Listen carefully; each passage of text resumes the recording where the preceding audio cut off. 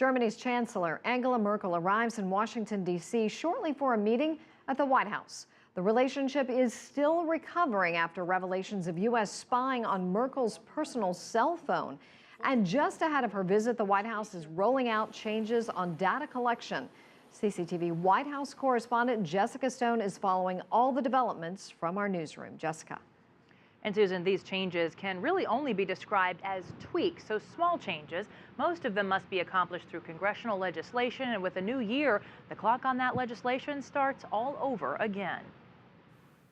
We are expected to protect the American people. 1 year ago, U.S. President Barack Obama announced a series of reforms to the nation's spy programs after former National Security Agency contractor Edward Snowden revealed the U.S. was collecting mass quantities of cell phone data on Americans and on a number of world leaders as well.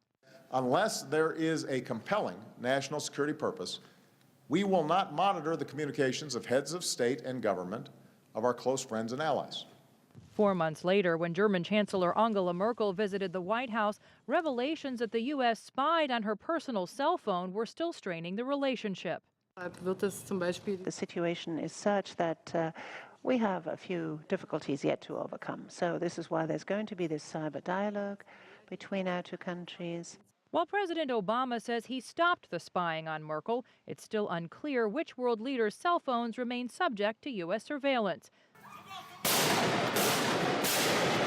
Now, a year later, the Paris terror attacks underscore the importance of intelligence gathering and sharing, and the White House is rolling out a set of small changes less than a week before Merkel returns to Washington.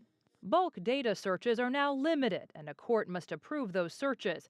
Also, the FBI can no longer require indefinite secrecy from those companies it asks for data.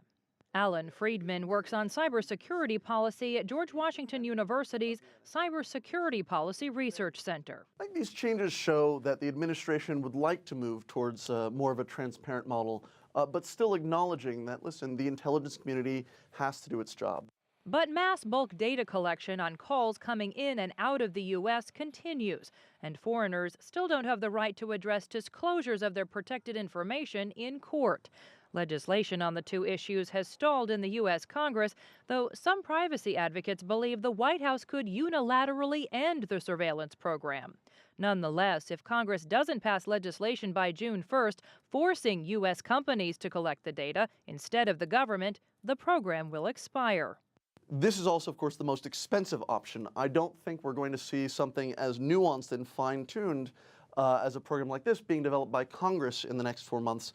If we were going to see a program like this, it would have to come out of the administration.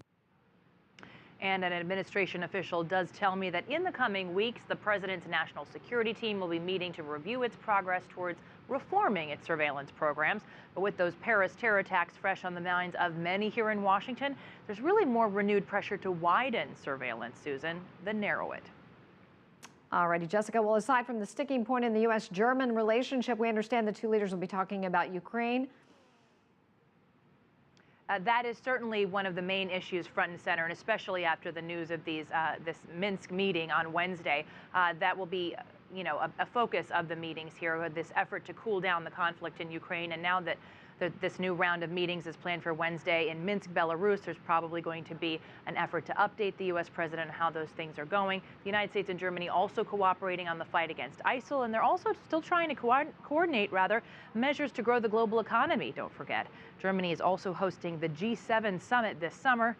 There will likely be some discussion around setting the agenda for that, Susan. Jessica Stone reporting from the newsroom.